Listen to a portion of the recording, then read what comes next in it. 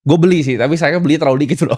Gue beli cuma se-M karena waktu kan gue. Nah sekarang tuh fenomena yang gue lihat pribadi itu adalah ini sebenarnya nyontek India, di mana ini gayanya Mukesh Ambani. Yes. Dia Reliance, dia goreng sahamnya, ketika dia dapat duitnya dia nggak TP kayak yang lu bilang, tapi dia nyolokin aset beneran. Jadi dia beli perusahaan beneran. Iya.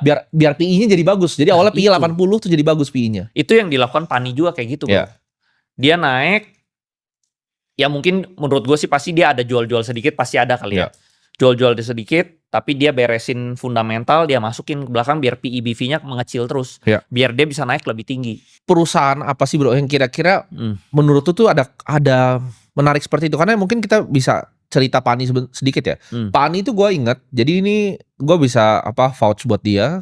Gue sama dia tuh waktu itu kita ngopi kayaknya di Senopati deh. Waktu itu bareng ada Filman juga Trimegah. Sama ada Alvin waktu itu. Kita ngobrol, Pani itu 1.000 harganya. Dan gue inget lu tuh kayak nge-pitch Pani ke semuanya. Lu cerita lah waktu itu tentang Pani. Gue beli sih, tapi sayangnya beli terlalu dikit loh. Gue beli cuma se-M karena waktu itu kan gue Lu kan waktu itu hajarnya Bitcoin kan. Gue all in di Bitcoin. Gue pikir ini menarik sih, ceritanya lo menarik.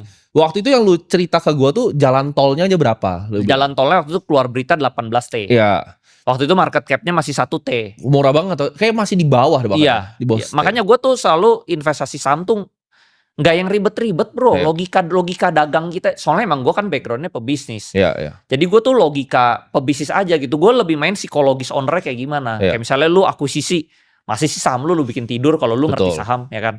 Terus misalnya lu market cap 1T, jalan tolnya 18T. Gue lebih kayak psikologis owner lah.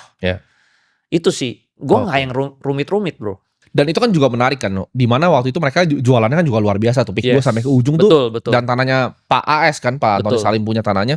Itu bisa sampai jauh banget kan. Sampai jadi, jauh, betul. Waktu itu tesisnya menarik dan itu salah satu play yang bikin orang Indonesia banyak untung kan. Nah tapi apa yang pertama kali bikin lo decide, oke, ini ide gue mau Pani ini dari mana idenya? Waktu itu gue ada TP Arto, gue ada TP BBHI. Waktu itu duit gue udah puluhan M bro. Nah terus gue bingung.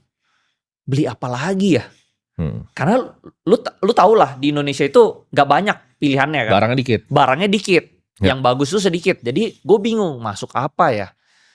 Nah waktu itu kebetulan gue cuma ketemu Pani doang. Gue ketemu Pantai Indah Kapuk. Gue lihat ini skenario-nya sama persis kayak gue di Arto dan BBH. Gue kayak ada merasa kayak sedikit deja vu gitu bro. Ini sama persis nih. Pokoknya nih gue merasa nih Arto di backdoor, RI1, RI2, BBHI di backdoor RI1, RI2. Ini juga sama nih story-nya. Udah ada cerita dia mau RI juga. Di berita waktu itu gue bukan insider, gue bener